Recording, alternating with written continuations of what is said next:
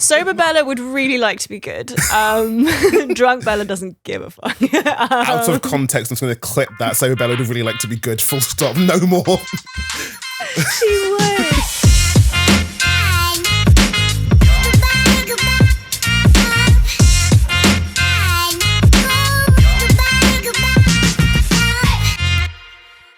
Hello and welcome to the Process Podcast, the podcast where I talk to different creators about creative things. That's the closest we're ever going to get to an official intro. But what I will do officially all the time is bring you officially incredible guests. And today's officially incredible guest is the wonderful Bella Cox. Hello, hello, hello. How are you doing on this fine day? It's a rainy day. It's a very rainy day. I actually got off the bus just as it started raining. But I'm good. Nice. I'm good. Nice. How are you?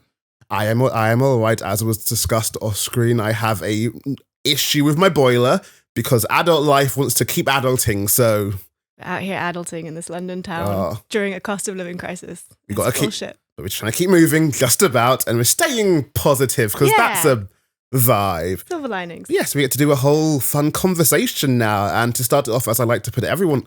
So I would normally say is to put everyone on the spot, but I think I actually do have an answer for you for this one because I always like to start with.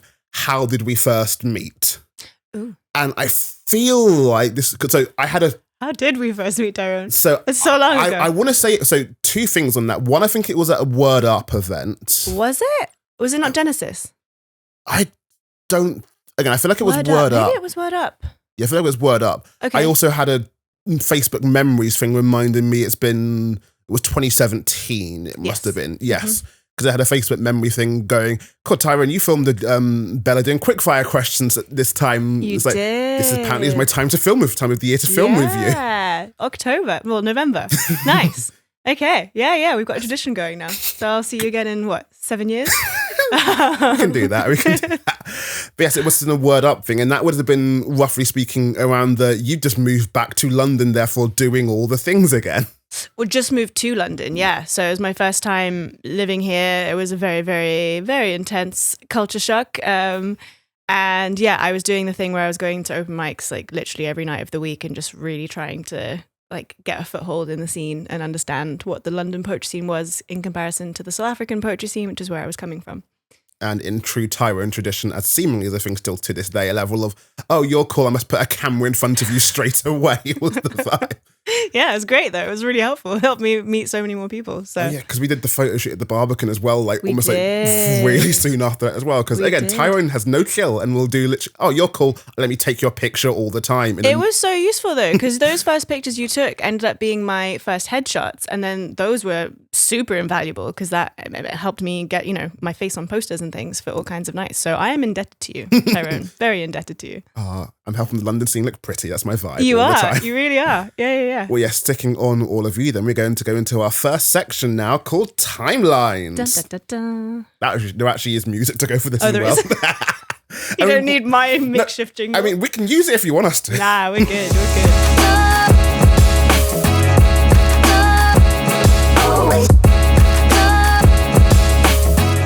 Well, on the timeline section, we're going to go this fully past, present, and future styling. So your past as a creative, like how did you get into being creative, especially because obviously you've got the poetry, but also some music as well. And as of late, also the drag and all of that performing side. So like, how did you get into this being a creative person?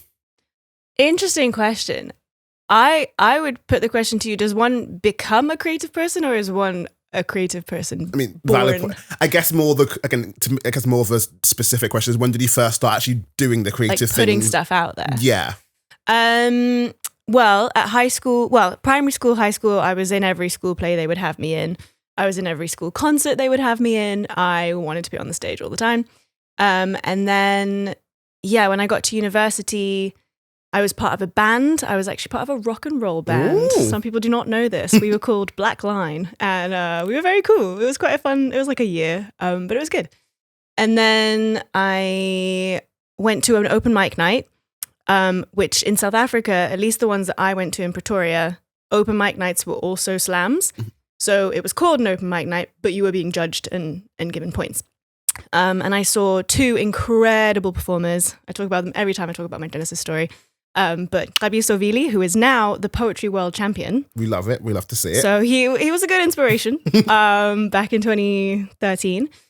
And Nkusanati Gar, who unfortunately is no longer with us. But they both performed at this open mic, and I was just blown away. I'd never seen anything like it.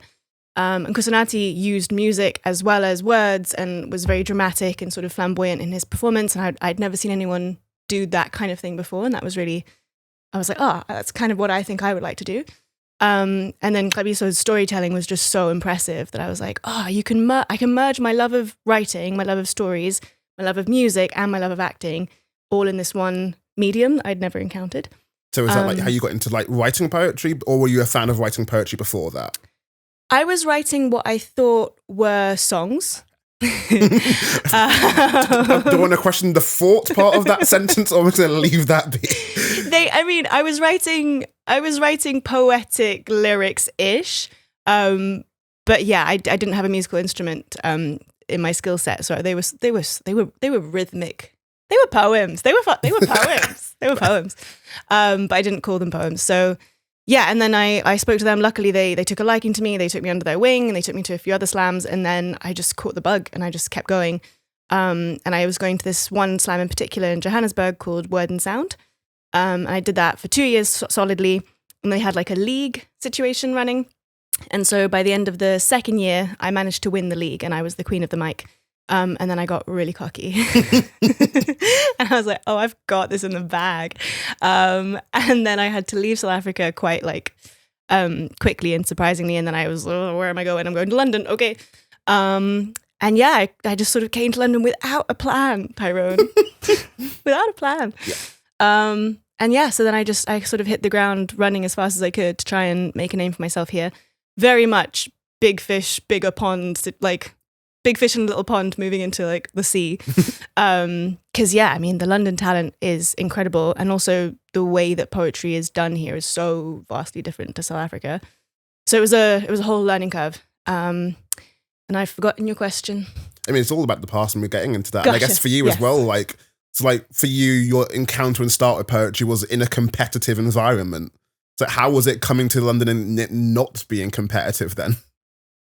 Yeah, it was really strange because I think I was thriving off the competition, and I was really enjoying like getting a sense of what's good and what isn't good. And then, which is subjective, but yes. Subjective, but yes.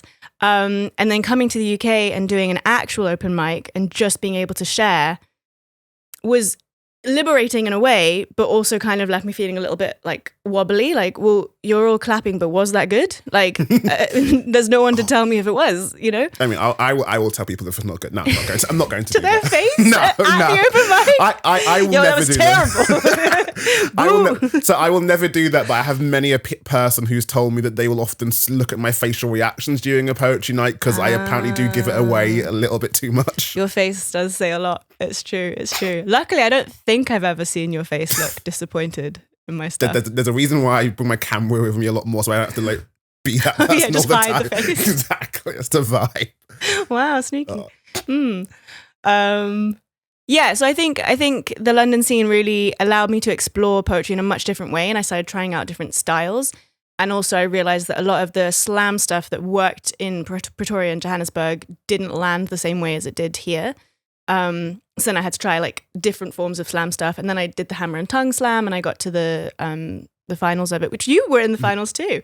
That was what, 2018? I think? Yeah, and that was when your mum was over for that one, wasn't she? She was, yes. Yeah. My whole family was like, which I really appreciate. It was really supportive. Yeah, and then shortly after that, I kind of stopped doing slams. Like I was doing Genesis, and I did hammer and tongue, and then I kind of fell off the tracks with that, and I kind of got more into actually writing for the page. I joined Barbican Young Poets. That was like a real education, as you know, because you've also done Barbican Young Poets. That was loud. But yeah, so that was a real eye opener because I had never really been writing for the page before. I'd always been writing just to get the clicks on stage. So yeah, and now I've been in London for nearly 7 years, and I feel like my writing has changed a huge amount. I think my performance style has changed a huge amount, and I don't really slam anymore. So yeah, changed quite a lot. But before we go into the present section fully, obviously you were talking at the start about like how you were like on stage a lot with like acting as well. So like, has acting ever been anything you wanted to go back to at all?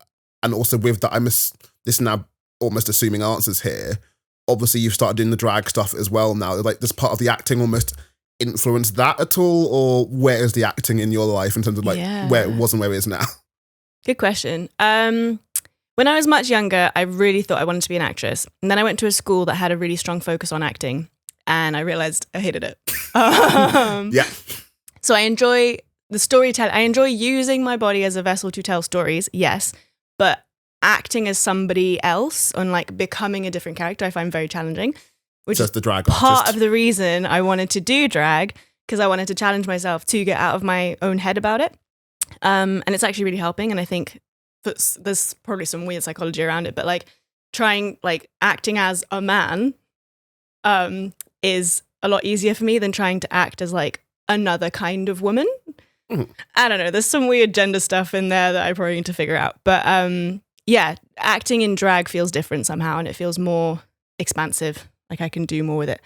But yeah, acting when I was performing poetry, I suppose I wouldn't have seen it so much as acting and more just as performing and just like using my body to express, which is something else I would say is quite different from the South African scene to the London scene, in that South African poets that I know are all quite physically expressive when they're performing.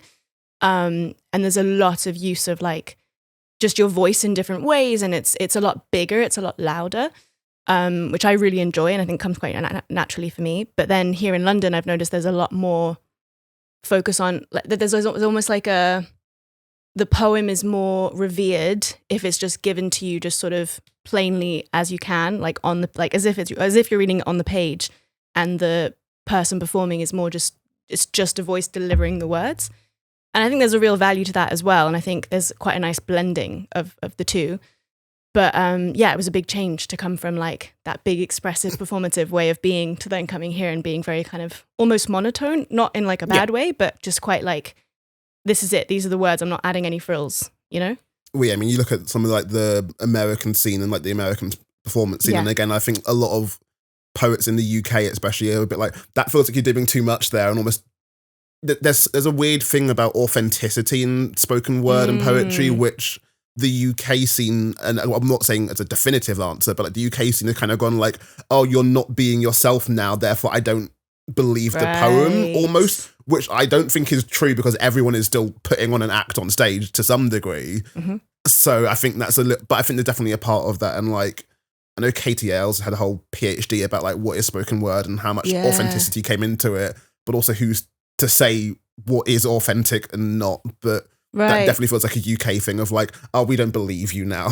But it's also just a British thing of just in general of like, oh, you're doing too much. We're done now. Yeah, exactly. In any art form or anything. So like, and even just in life, I would say in the UK, I think it's a very like, I think especially London, there's this authenticity thing you're saying is really true. I think there is that sense of say as little as possible, say as much as you can with as few words as possible, and don't add too much, and then I'll believe you. But like overdoing any of it makes it feel fake. And that's a really good point also about like the American scene and how that's infused the South African scene a lot more than the London scene has on this. Like South Africa is very influenced by the American scene. Yeah. Well, yes. Well, now moving back to you again and going to your present now. So obviously that was how you got into it, and you've kind of taken a back seat with slam. So where are you now with your creativeness? Obviously we've got, as we can plug the book and all of that kind of things, but where in general would you say you are with your creatives at the moment? Always hitting me with the good questions. I am not writing as much as I would like to be right now. I mean, who is? Who is? Thank you. Yeah. Right? Yeah, I've definitely fallen off the habit a little bit, as Gabriel Akama would say. Yeah. So I'm not writing very much. However, I feel like I'm being incredibly creatively challenged by all of the drag work that I'm doing. And I'm hopeful, and I think it will, but I'm hopeful that once I've done this competition, I sort of started improving on that drag side of things, I think that's going to infuse my poetry in a different way. I was speaking to Jamoke Fasciola about it on BBC Radio London, and we were just talking about how like it's quite it's quite a good thing as an artist to like challenge yourself in as many genres and skill sets as possible, and then bring all of that back to your writing. You've got more to talk about. You've got more lenses to kind of look at your work through. So I'm hoping that that's what's going to happen. And I'm also hoping that now that I've got the book kind of completed, which has been, we'll come to it, but it's been quite a long journey.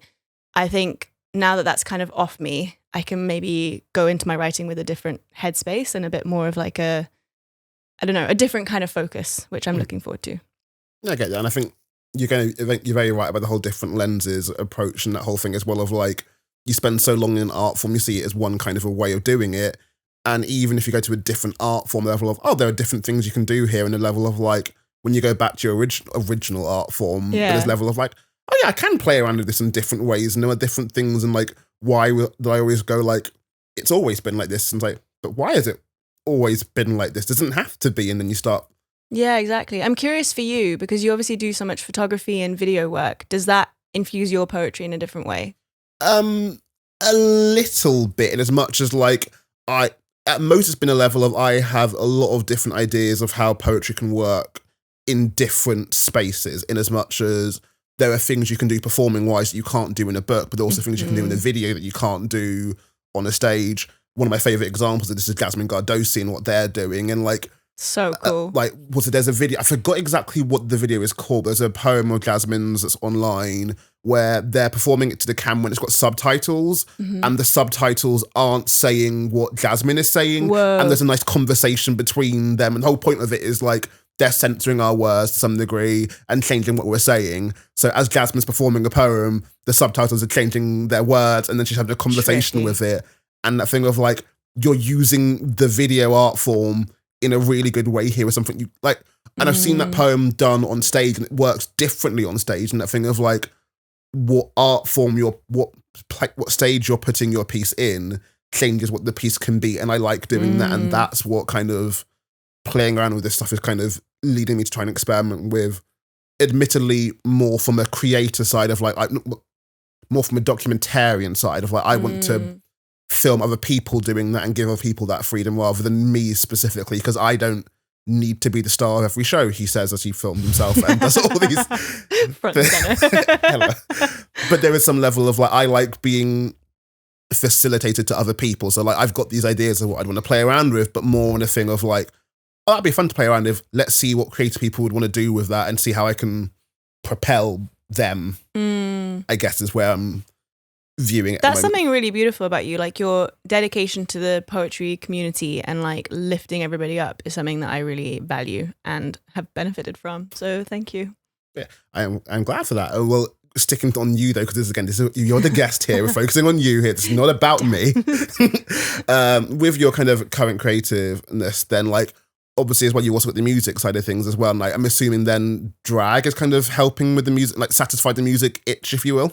Sort of, yeah. I mean, you have to kind of build a track and edit it and put stuff in, and that is giving me a different appreciation for the power that music has, and the power that you've got with 3 minutes on stage, really. Yeah. What can you do? But yeah, I need to get back into using my loop pedal, because that was really satisfying my music itch, because I think what comes most naturally to me is like creating one of my jingles, like I did earlier. Are they poems? Are they jingles? Are they songs? What are they?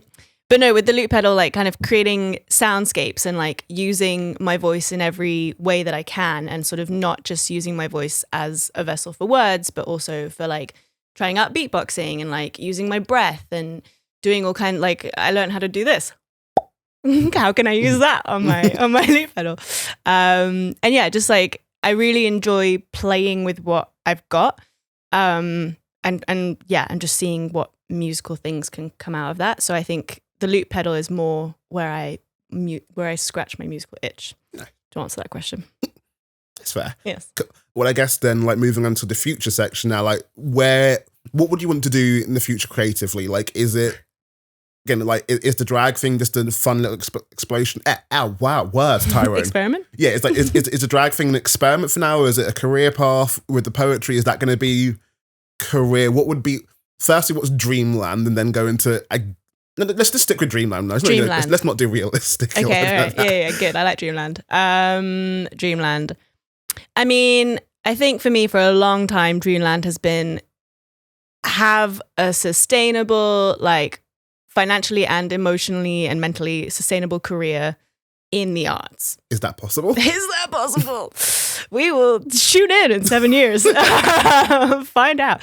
I mean, I've technically been doing it for 10 years with like, dips in and out of like more corporate work.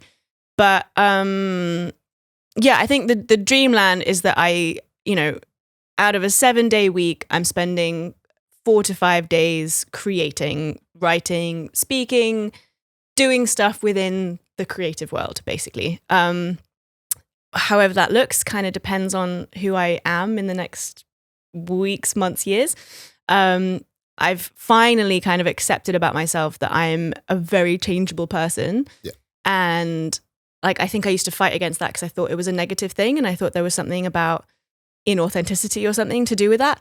But I don't think it is the case. I think it's just that I adapt and I move quite quickly and I try out lots of different things and I'm quite insatiably curious. And so is the drag thing an experiment? Kind of, but also am I falling in love with it a little bit? So is it going to become a career? Maybe. The fighting back against the whole staying in your lane, the thing of like, why do I have to, like, just because I did some lane? Poetry doesn't mean I have to do always poetry. Yeah. I can stop. Yeah. Like, the idea of stopping, not stopping, like taking a break from the creative thing you're in to do a different creative thing feels like it should be much more common than it is. Maybe, right? Like, but I mean, I think there's also something to be said for the people who do really stick to an art form and like delve deep and hone into it and like make it their entire being. I mean, Claviso, who I mentioned earlier, like that's all he does. Like he lives, breathes, sleeps poetry, and he's incredible. Like he's an incredible force to be reckoned with. And that's fine. I mean, he is now actually branching out into all kinds of other things. I'm not here to promote him. Love you, friend, but no. Promoting yourself, selling the brand of Bella. Selling Bella, not Claviso. But yeah, I think there's a real value to doing that. And I think there's also a real value to doing what I feel like I'm doing, which is, just kind of, I've been given this incredible opportunity to live in London where there's access to literally every kind of art that you could imagine. Like there's a whole canvas. To use a terrible metaphor, why, just because I started with gel pens, do I have to stay with gel pens? Like, I can play with paint, I can do finger painting, I can do oil painting, I can do any other things that do not involve paint. What's another art form? Crayons. Where are we going with this? I'm tired. I don't know. Like, that's the worrying thing is I understand what you mean, but also a level of like when the gel pens came out, I was like, where are we going with this? Like, where? Babe, I'm tired. Point being, I think as artists, it is important to allow yourself to explore as much as you can. I think being curious is a really important part of being an artist, and allowing yourself to explore is a really important way to keep yourself mentally healthy as well.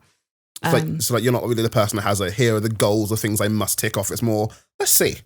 Yeah, let's throw some paint at the wall and see what sticks. And also, I don't want to get stuck in like exactly what you said, like doing something just because that's what I said I was gonna do, and so now I have to, even though I've evolved out of it. Like maybe I am a poet through and through. Maybe I'm a poet half and half. Maybe I don't know. Sorry, I'm a Kit Kat.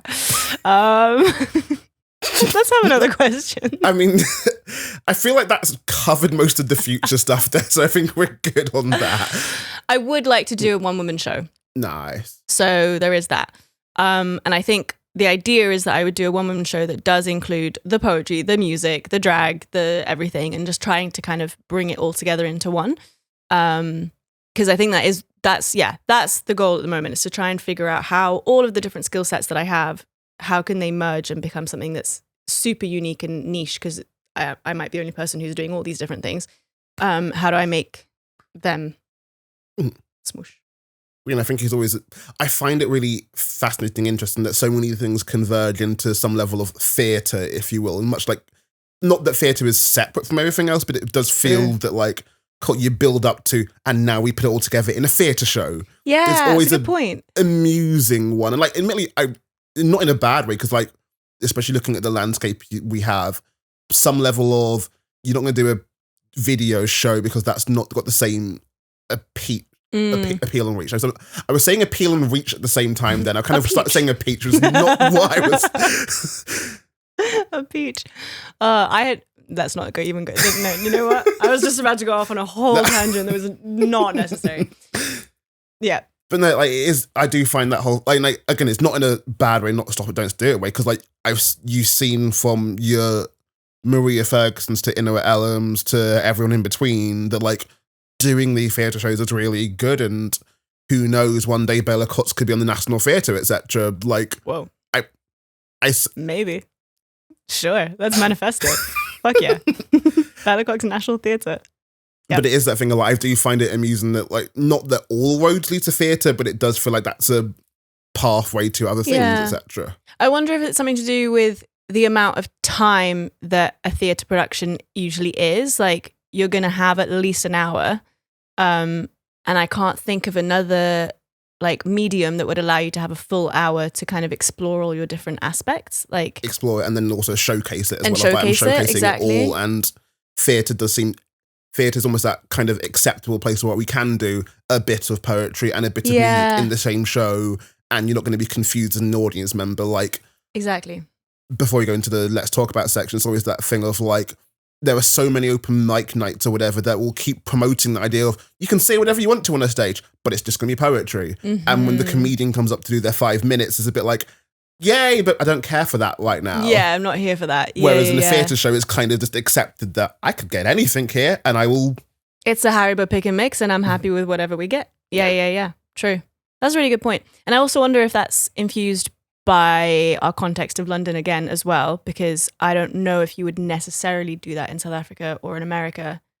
Would you go into yeah, you have spoken word theatre shows in America, I imagine. I don't know enough about the scene, but like, yeah, I feel like there are definitely creators there that go into many different things. It does not feel as well publicized. That's just because I'm from the outside looking in, and some of the more successful ones are just doing tours of their here's my feature set. There we go, feature sets. I feel like that's more what Americans are doing. Mm-hmm. Yeah, like a long feature set of different poems, but less theatrical. Yeah, or maybe get an album out of it, kind of thing, etc. Yeah, or an album. That's true. Yeah. I'd be down to make an album, actually. I did make an EP back in South Africa, but then I lost the files. Great artistry. Well, on that lovely note, we are going to move from the timeline section into our Let's Talk About section. Let's talk about it.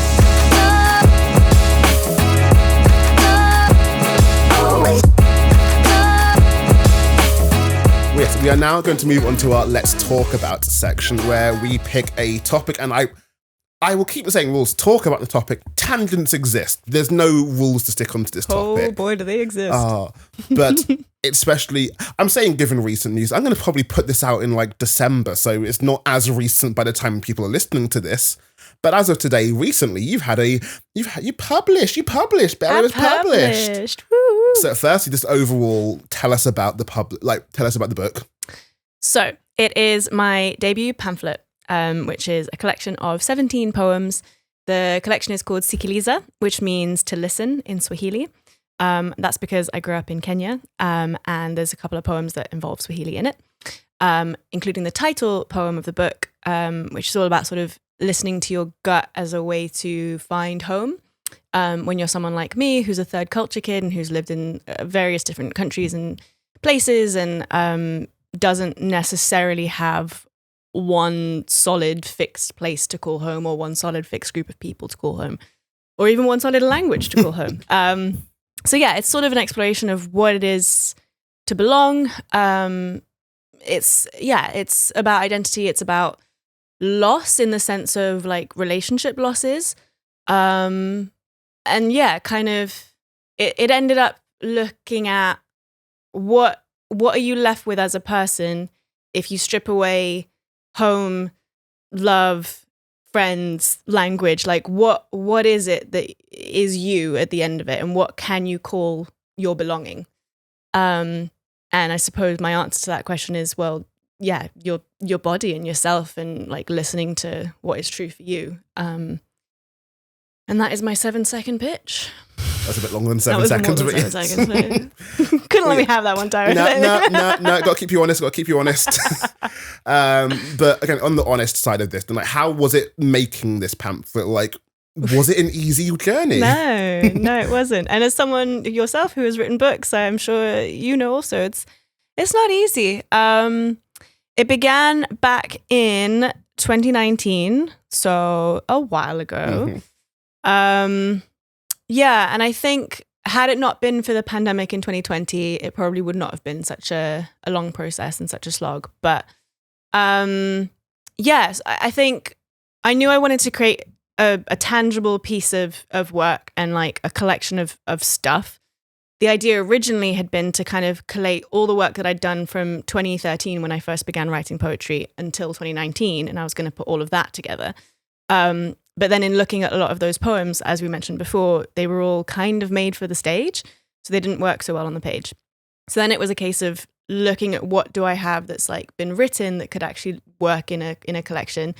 And they were all quite disparate ideas that didn't really have a common thread. And then I went through a really awful breakup. So then I had loads of poems about breakups and loss and where do you go from here? And so those kind of became the first building block. And then also when I first came to the UK, I don't know if it was just a trend of 2017 or if it is like a thing that happens when you're in lots of different collectives, but it just so happened that in 2017, 2018, when I first got to London, every collective that I was part of, every workshop that I went to, asked the question, what is home for you? And every time it was quite triggering for me because I was like, good question. What is home? Because I just moved from South Africa, but I had never considered South Africa home. Like Kenya was always more home for me before, but then I've just come, but then also Spain, and then also, but England's technically home. And then I lived in France too. So like, do I shoehorn that in somewhere? So I just found it a really, really complex question to answer. And so I had a lot of like attempts at answering that question. So they were going to go in the book too. Fine. And then I was also in the process of working on the period poem project, which is no longer. We are completely fine to talk about failed projects here. Oh, say failed, what like, a failed project. Projects that didn't take off. Like the amount of process projects and things that started and did not continue. Right? I have got a hard drive full of when I was filming Poets React. Yeah. And I filmed so much of that and edited so little of that. It happens. I think having a really good idea, because I still think the idea for Period Poem Project is really good. But I think the follow through, I think I need a team really is what I think it is. I mean, right? Hello in the one-man banding of all of this. Well, you're doing a fucking great, can I swear? You're doing a great job of one-man banding. Finding the right projects. Like, I'm very aware that part of why I think the podcast is working is a level of, it's an excuse to talk to my friends. Yeah, definitely. And that kind of is a motivator to keep me doing it and planning it. Yes, there's still going to be editing and work to it. Yeah. But doing some, like, the fun part of doing Poetry Act was the Zoom calls with the friends. Right. Then I had to edit it, and it's like, I don't care anymore. This is the thing, right? So I would have all these incredible interviews with these AFABs and women about periods, and I'd really enjoy that. And then it was the transcribing, and then it was the writing of the poem, and then it was and I was like, I've lost it now. Well, like, how did you find did you find fun in making the book? Like, was there fun moments? So Sikiliza, yes. So yeah, I think there were a lot of kind of eureka moments of being like, okay, these ones kind of go together in a little collection here. Okay, fab. Now how can we tie this one to this one? Okay. Blah, blah, blah. I think that piecing together, that puzzling of your worlds almost is quite beautiful, and you can have lots of moments of like, wow, finally, okay, great. And also working with Jacob Sam-LaRose, who we both know and love. He's always just been such a like steadfast and very, very, very helpful human being in my life. And yeah, like having his praise when it's due is really a really beautiful moment. And yeah, there was definitely a lot of like when the title finally came to me, that was a really lovely moment of like, this feels right, you know, because you try out so many different titles when you're trying to name a collection. And it just, it took so long, and I'd tried so many different ones. And then it finally landed on Sikiliza, and I was like, yeah, that feels right. So yeah, lots of really lovely moments. And of course, like when you receive the book and you unbox it and you're like, holy shit, I've got like a real tangible, like actual paper in my hands. And then getting all my, like having all these people sort of send me messages being like, I've just bought your book, and like sending me pictures of them holding my book. Like that's really lovely. Like as much as we're not the biggest fans of capitalism overall, that level of like when people are putting their actual hard-earned money to actually buy a thing that I've been involved in, it's like, oh, you actually did? Okay. Yeah. I'm really chuffed. Yeah. it's really nice. So yeah, lots of fun moments, but definitely not something to be embarked on without awareness of how challenging it is as well. Well, okay, so going on the challenges, like from personal experience, and I think what helped and worked for me is that my books are published with Burning Eye, and Burning Eye's whole ethos, or like the largest part of the ethos, is they publish spoken word poets. Right. They're on the whole idea that what you have good words and you're saying good words, therefore good words can also work on the page. Yes, there'll be some editing to it. Yes. There will be things to consider when taking it from stage to page, but that is their kind of ethos. So as you kind of already mentioned, having some poems that are more performance, how was it for you translating some of the performance stuff to the page? Or like, what was a kind of, was there a line of like, I say line, was there kind of a moment where it's like, no, this is definitely not going to work? And like, how was it doing that? Yeah, definitely. I think I basically made the executive decision quite early on that pretty much all the performance stuff was not going to go in the book. I basically was like, this is going to be it's a book to read. So there are some poems in the book that I do perform, but they're not my like performance poems, as it were. And some of those decisions were easier than others. Like the Bisexual Woman Speaks that you filmed for me is very much a performance poem, and I considered it, but it's already been published in the Anti-Hate Anthology, so it's kind of like, well, that's already got its home in another book anyway, and it's got its home on YouTube where it's being watched, so like it doesn't need to go in this book. Yeah, and so I was trying to use the page. So my favorite poem of the book is the title poem Sikiliza, which is a 3-part piece about belonging and languages and things. And something that I really enjoy about that poem that I can't do on stage really is that the third section is so it's written in English, but it's written. Come on, phrase, you can do this. It's written in English, French, Spanish, and Swahili, but when it's in French, then the English is striked through. So when you read it, you're getting both the English and the French, and you're getting both the English and the Swahili. But when I'm performing it, you're just getting the Swahili or the French. So if you don't speak those languages, you might not understand what I'm saying. I mean, I think that you do, even just from the context of the rest of the piece. But I really enjoy that kind of playing with the page that can only really be done on the page, kind of like what you were saying before about using your medium to benefit you. And it didn't end up going in the book, but I have a couple of poems that have got like redacted in it, which you can do on stage. You know, you can be like, oh, I spoke redacted, which can be quite powerful. But it's also quite fun to just have like a space on the page. Yeah, just like, what could that have been?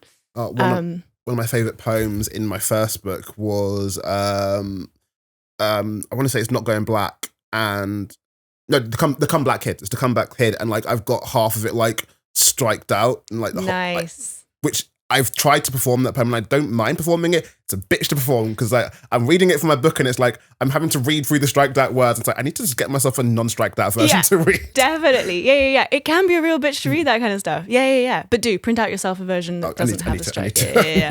Makes it a lot easier. I am so not preparing print out stuff. I am bad. I'm very level. I've got a book. I'll just bring that, and I'll always have my poems with me. And then I remember, oh yeah, it's written differently. Yeah. Well, I guess that's also the thing. Like, obviously, there are some poems you do perform that are in the book.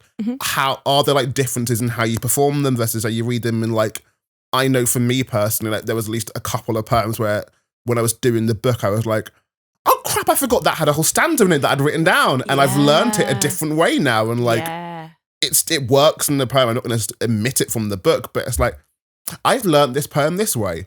I like how it sounds being performed, and I keep performing it this way. Yeah. But the book version's now a different version of the same poems. Like, do you have anything like that? Or... Yeah, definitely. There's loads where it's more pronounced, but the one that's coming to mind is I had a poem that I used to call Squashed Egg, and each line began with a. Yeah, a bruise is a squashed egg. Da, da, da. But then through the editing process with Jacob, we changed the title. It's now called Cracks, and each line begins with the, so that it's more specific. Makes sense. Understood why we made those changes. Happy with them in the book. But now, every time I go to perform it, I'm like, squat, cracked. Yeah.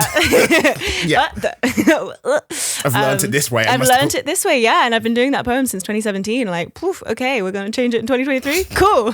Teach an old dog new tricks. So yeah, there's a couple of those. And also just, there's some like really beautiful editing that Jacob helped me do with some of the poems that just makes a lot more sense. But like, I can't remember those edits when I'm on stage. So I'm like, oh, I'm doing it wrong. I know I'm doing it wrong, but this is how it used to be. So I'm going to keep going. I guess as well for that, like, is there also almost a thing where there are things that it scans well written, but saying it actually is like, my mouth, the words are right. My mouth just can't say them properly. Yeah, definitely. And like, yeah, because you can get into a real flow with the rhythm when you're on stage. And especially if you've already memorized it by rote. And then now suddenly you have to fit in another 3 words to make it work scanning on the page. Yeah, exactly. Yeah, that happens a lot. Nice. Like in terms of like doing the book, like well, other than obviously the pandemic, what were like the biggest challenges when putting the book together? Biggest challenges? Or like advice you'd give to 2019 Bella when approaching it? I think the biggest challenge for me in the very beginning was trying to understand what the through line was going to be and what the thread was. Because how do I choose from these poems? I don't know what I'm trying to say. So that was challenge number 1. Challenge number 2 was having a piece, having an idea, writing it, thinking it's good, and then taking it to Jacob and having him kind of lovingly tear it apart. And then having to go back to the drawing board and kind of sometimes just not like understanding what he's saying, but not fully understanding how to like actually implement it. And then just sort of staring at this piece, like, what are you?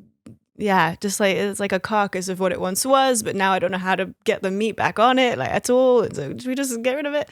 So yeah, really kind of having to pick through your work and like be very kind of methodical and kind of surgeon-like. I found that quite challenging, but also quite beneficial. And also just cut. So the title poem that I've referenced was a completely different piece before that was awful, absolutely awful. I'd done it maybe once at Spoken Word London, and actually, to be fair to me, it had worked kind of well as a performance piece. But yeah, I had to I tore that whole thing apart and then rebuilt it, and it became Sikaliza, and I was so glad that I did because it's my favorite piece in the book, but from where it was written in 2018 to where it is now, like it's worlds apart. But that process is quite difficult. And you really do have to kill your darlings, and you really do have to like kind of almost out of body look at your own art and be like, but I know what you're trying to say, Bella, because I'm you, but what is everybody else going to get from this? And like, how are you actually articulating what you're trying to say? Like, is it landing at all? Well, speaking of like what everyone else are going to get from it, like how, obviously because so much of what you've been doing a lot is performing, how do you feel now that your book is there, so your work is there without you being there with it? Like, how is that feeling? Oh yeah, I hadn't properly thought about it, but just as you said it, I got a real like urge and image simultaneously of just like, I want to like hold hands with my book and take it across the road. Yeah, it's a bit daunting. I think also because some of the pieces are from a much younger me, because like I said, some of them are from 2017, 2018. I do feel as though I've evolved quite a lot since then. And so there's a part of me that feels a bit cringy about some of the work being out in the world now, because it's representing me as if it's me now, but it's actually feeling a little bit like a few selves ago. So that part feels a bit uncomfortable. But another part just feels quite relieved to kind of have let go of some of these babies and been like, okay, cool, you have served me well, and I give you to the world now. You're no longer mine to just carry by myself. Particularly, I think a lot of the breakup ones, right? Because that's like a breakup from 4 years ago now. Well and truly done. Don't need to be thinking about that anymore. And those poems can go. Like, goodbye, you know?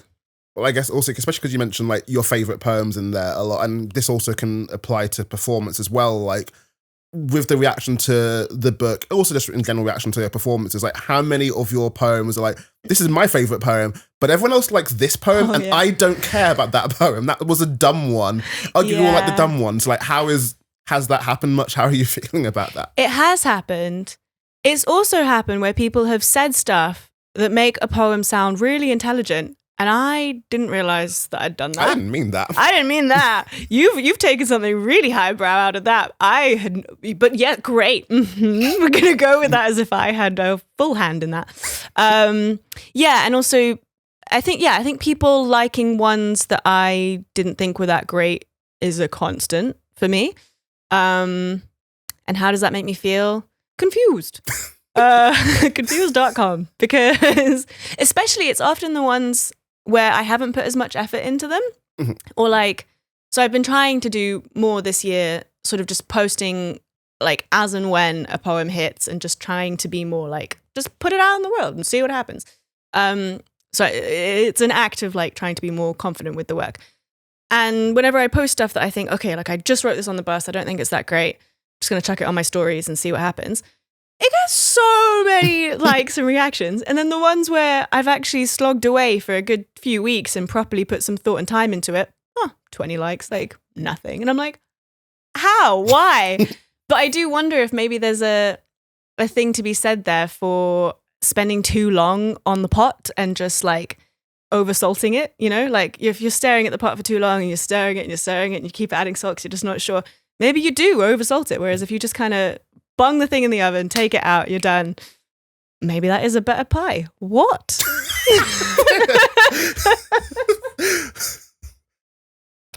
It was making sense, no, and then it stopped making sense. You could have. You didn't need to say the word pie. I didn't. I could have said stew. I could have said anything else. Just no. We're here. We're queer. We're gonna keep it going. Let's keep rolling. Well, I guess for you then, like, not to kind of go for like, cool, first book out, when the second book coming out, but like, obviously that first book was a very specific theme, and like, obviously with looking at like all the different themes, like, is there a part of you that would want to maybe look at something else in the future, or was this like a one and done? No, definitely. This has been a real lesson in trying to figure out like what is a theme that we can focus on and then build out from. In Your Ellums has that incredible book, Fuck This, or Fuck, yeah, you know the one. Yeah. But so every poem being fuck whatever, fuck da da da. Brilliant concept, brilliant like just sort of structure for himself.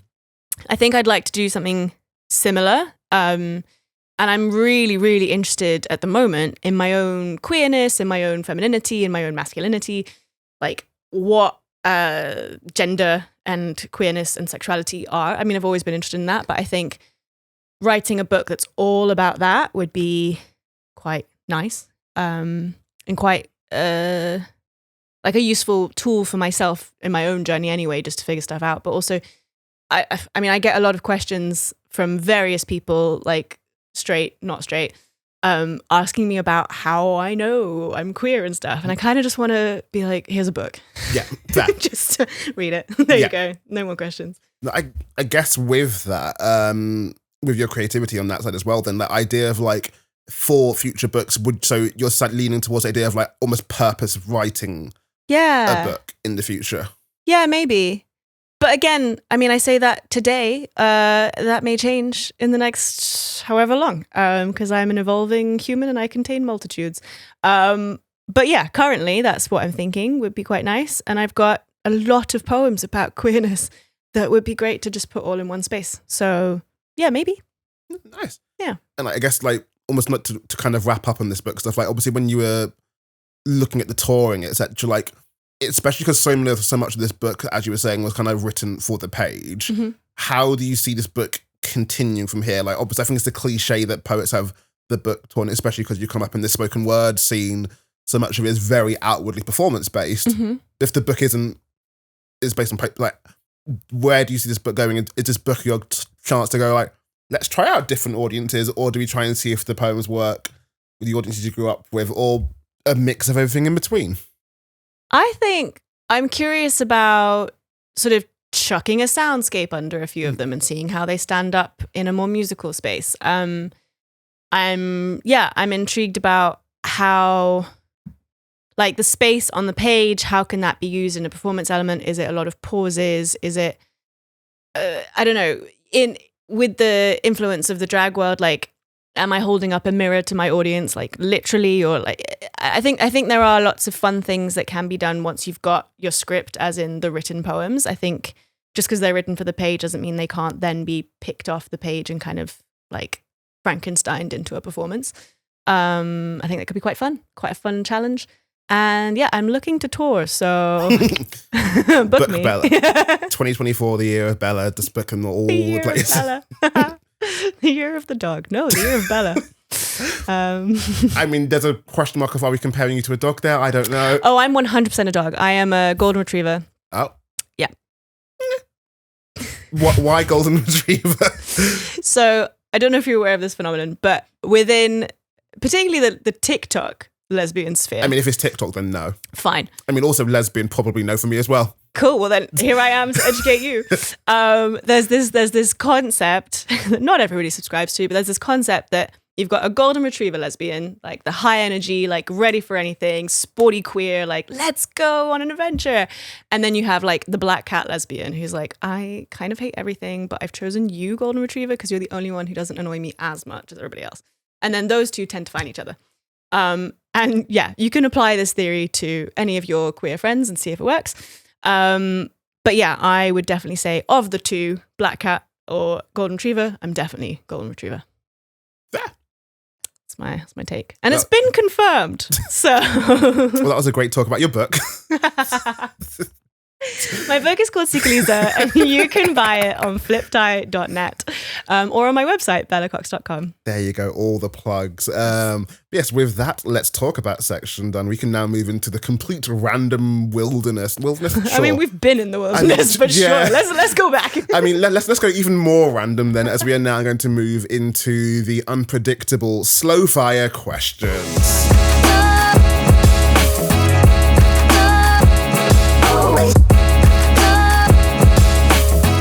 We are now doing slow fire questions where we'll do the complete randomness of it all. As earlier mentioned in this, I had a Facebook memory that reminded me we did quick fire questions a fair few years ago. That was always fun to put people under the pressure of the speed of that.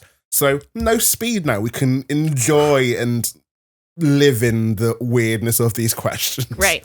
Okay. So yeah, I've got my list of 100 questions. So we're going to start off by giving me a random number in between 1 and 100, please. 1 and 100. 64.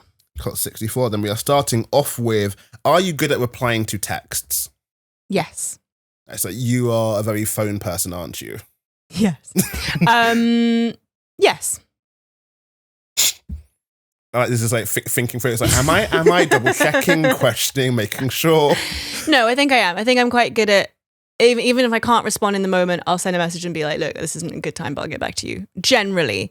Although I would say on like social media platforms, less so. Like I don't think I'm very good at responding on Instagram, for example. Yeah, it's like I think I'm a bit similar to the whole thing. Like posting on socials, I can keep up with that, and I do that. Yeah. Replying, not always. Especially that whole thing of the whole notifications. Well, I've seen that you sent a message, and now I've clicked it and it's no longer there, and I have completely forgotten. Exactly. And sometimes someone sends you a message that you want to kind of think about and percolate on before you respond, like if they're asking for advice or whatever, and then you completely forget that for exactly that reason because the notification's gone. So yeah, I think on social media I'm less good, but WhatsApp I'm all right. Nice. Yeah. Cool. Another number, please. Ooh, 51. 51. We are going with last song you listened to.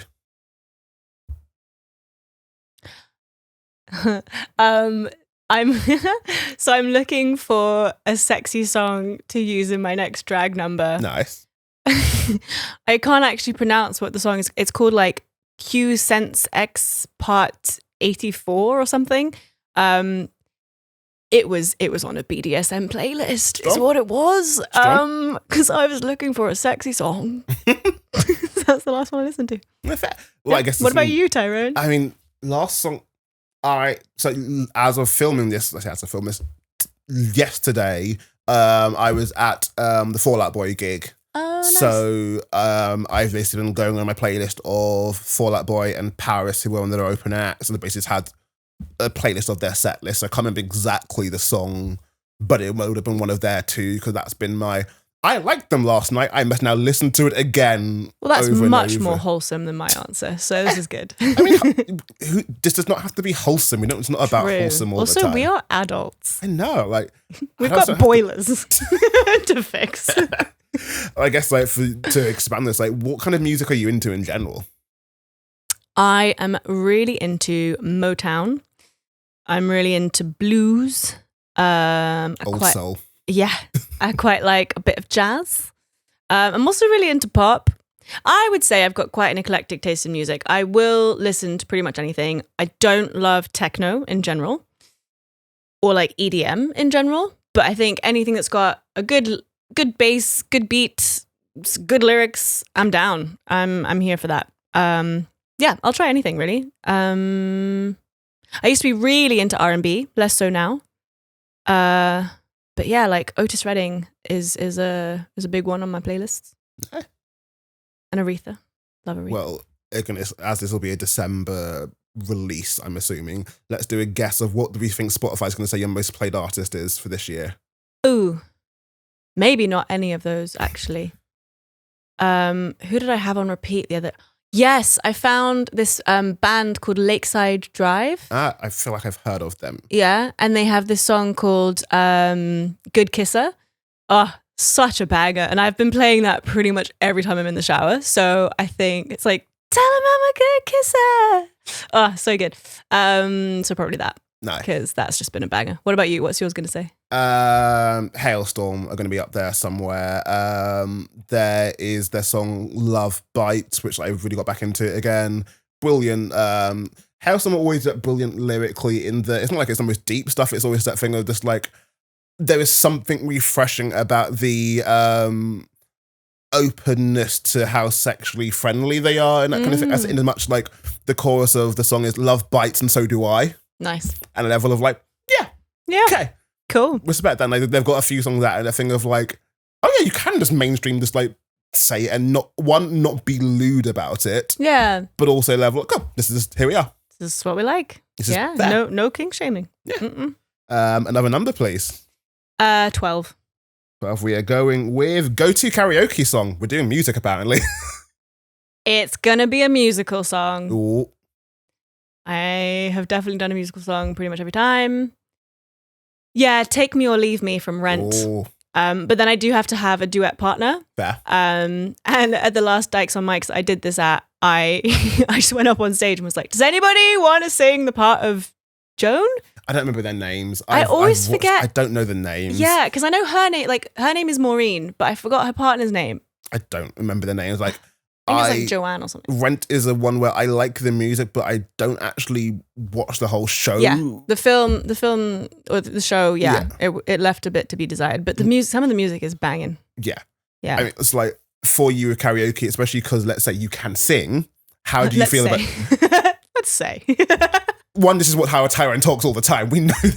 No, it's great. I liked it. But like, let's imagine a world in which in a world in which you can sing, when you approach karaoke, where is that line between having fun and I'm going to fucking get this right?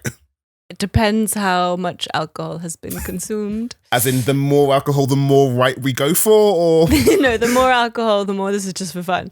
Which says more about me. So sober Bella goes up to karaoke and goes, I'm going to be the best singer. Sober Bella would really like to be good. Drunk Bella doesn't give a fuck. Out of context, I'm just going to clip that. Sober Bella would really like to be good. Full stop. No more. She would. Yeah, although I guess it depends on the audience. Like, it kind of depends who I'm with and also who my duet partner is. But I just really enjoy singing, and I also don't think we have to be good at everything we enjoy. Fair. So, especially in a karaoke context, I'm kind of like, well, I'd like to be good, but there's a strong chance I won't be, and that's okay.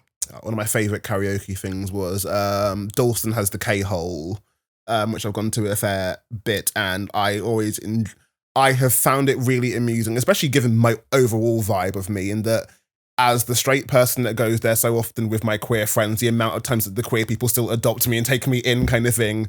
And there was one time when I was with my friend there, and because it's hosted by drag queens, they kind of have some limited control over who goes in the karaoke. Mm-hmm. That thing of, I went up a few times, friend went up once, and only once. And the thing of like, oh, okay, cool. Interesting. So you were singled out as a good singer. I or know a good performer. Like my go-to karaoke thing is I will do rap songs or rap verses in songs. A level of I love like which ones? What's your go-to? So I mean, perfect choice would be doing American Boy. I'd find someone to do my Estelle part. I do the Kanye part. Nice. That's always my vibe. Like give me that pop rap song. You do all the pop singing. I'll come in, just kill it with that verse, and be done with it. That's great though, because that's going to get everybody going. Really enjoying the Estelle part, and then no one can do the rap part, so you're just gonna. And that's the vibe I kind of go for there. Give me Wycliffe doing his part in Hips Don't Lie, etc. That's the kind of vibe we go for. Nice. That's a good strategy, Tyrone. That's a good strategy. That's my vibe. It means I need to find a partner every single time, which is the slight challenge, but that is the vibe. But that's good because that's how you talk to people, right? Socializing. Yeah. Top tip, guys. I think the weirdest one was I was doing a karaoke at what was the Bunker Theatre, and I grabbed my friend Derek and said, "Can you be white for me for a moment?" As basically my way of asking him, can he do the Billy Joel? Yeah, wow, no, Billy Ray Cyrus. Wow, not Billy Joel. The Billy Ray Cyrus. Very different people. Very different white. Yeah, can he do the Billy Ray Cyrus part of Old Town Road? Was I do Lil Nas X part? Nice. But my way of phrasing it was, can he be white? Because that was obviously most clear way to explain that one. Could he be white? Could he do it? He did it for me, so we were fine. But that was exactly how it needed to be explained.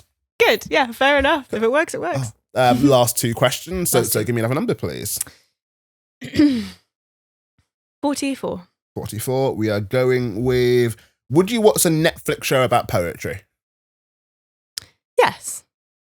Depending on how well it is done. If you made a Netflix show about poetry, I would watch it. I have watched some other ones that I think are just sort of more kind of following one or two kids as they prepare for a slam. Like and then documentary style stuff, yeah. Less into that. Sorry. But I think if it was done in like, yeah, I mean, documentary style is still fine, but I think maybe just that like that very linear structure kind of is a bit boring for me. Yeah, but I would watch it if it was good. On that then, and I know it's not going to be exactly this, but some level of Glee but with poetry. Yeah, that could be fun. I don't know, but you'd have to cover the... Can we talk about the clickiness of poetry? Because there's some clickiness. Yeah. So yeah, who are you putting it? Well, I say that in as much as Glee with poetry, and as much as, let's say, a not quite sitcom, but a fiction. Yes, words. A fiction story of poetry rather than a non-fiction one. That could be interesting. But then with the poems, think of fiction. That's It's okay. Maybe I'm rubbing off on you. Maybe my like chaotic brain space today is rubbing off. I don't know that if it was a fiction one, would the poems themselves be written by the poets in the thing? Would they be actors who are doing real poets? So in this scenario, we've got actors who are playing the parts as if it's just any other TV show, if you will. Okay. In the writer's room, there might be poets writing like, similar. I'm less into that idea. Like, so I don't think it was exactly that, but like, I didn't watch 13 Reasons Why, but I know that they had a couple of poetry scenes in that, and for those scenes, they had actual poets writing the poems.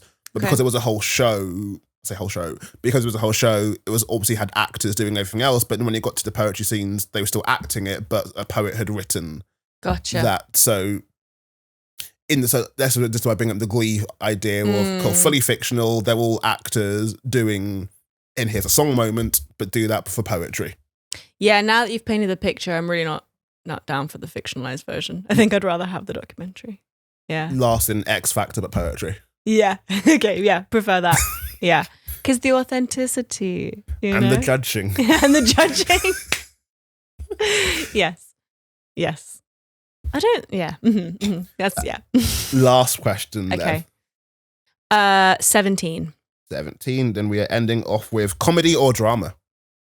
Ooh, a bit of both. Actually, what I will say here's my moment to talk to Netflix.